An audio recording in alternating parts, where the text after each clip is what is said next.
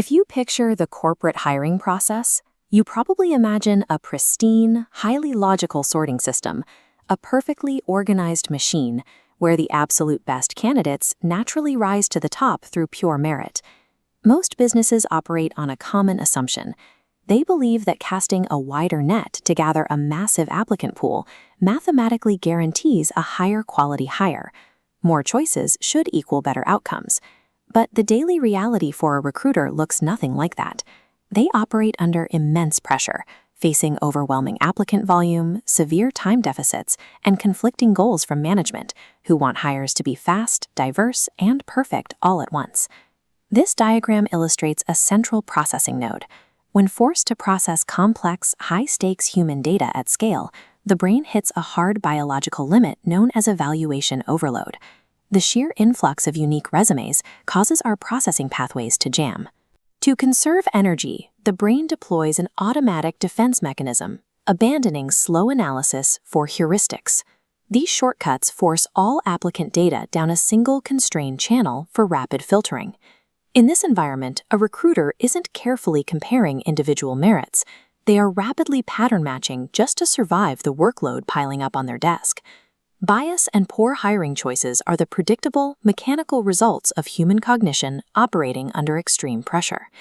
Imagine a recruiter sitting down to filter hundreds of resumes.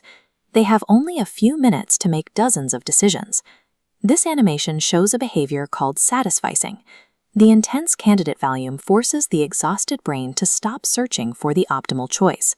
Instead, it settles for the first option that feels good enough, entirely ignoring superior candidates further down. Then there is the halo effect.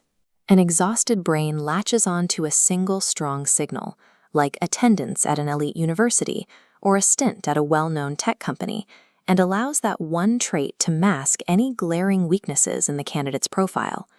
This scatterplot charts elite credentials against actual long-term performance. Notice the trend line is completely flat. This is the paradox of merit. Traditional signals of excellence are poor predictors of success, yet recruiters chase them for psychological safety. Choosing a pristine resume neutralizes perceived risk and is easy to justify.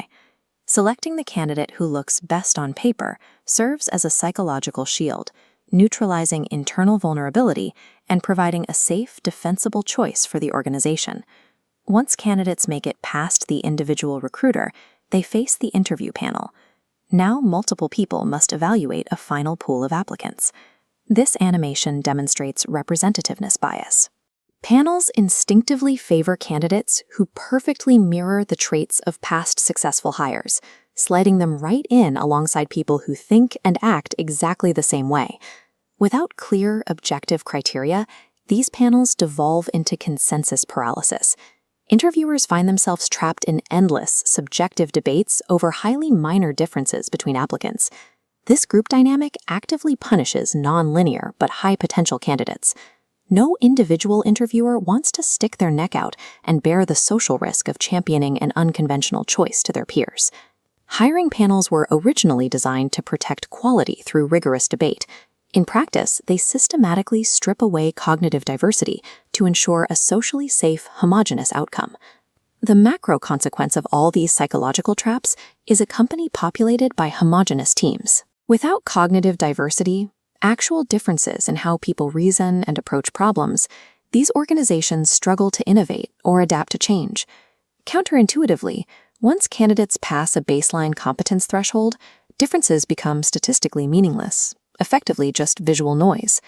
Because human intuition defaults to similar profiles, a randomized selection process among qualified finalists actually captures a wider range of cognitive profiles, improving team performance.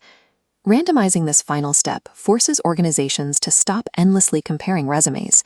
It prevents them from over-indexing on narrow, safe profiles that look good on paper but offer no new perspectives. We also have to address the organizational incentives that perpetuate bad hiring. If you reward recruiters purely on metrics like time to fill, they will inevitably prioritize speed and safety over long-term quality. The structural solution relies on modern, AI-native platforms and structured evaluations. By providing clear scoring rubrics and anonymized data, we strip away the excess noise and relieve the recruiter's cognitive load.